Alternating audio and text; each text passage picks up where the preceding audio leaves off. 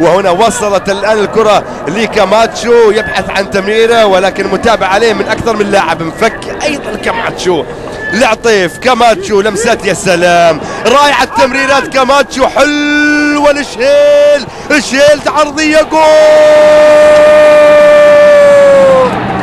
عبد العزيز اليوسف سواها، عبد العزيز اليوسف في مرمى الفريق، في مرمى فريق الطائي. عبد العزيز اليوسف وهدف بعد تمريرات رائعة، بل أكثر من ذلك بكثير ما بين كاماتشو وعطيف.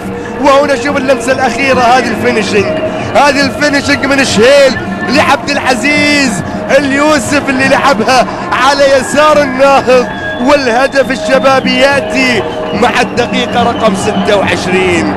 شوف الكرة الرائعة، شوف اللمسات، حكاية، أعطيني الحكاية والله من أول. رائعة في منتصف الملعب، لمسة 2 3 مثلثات، تبغى تخليها مربعات براحتك.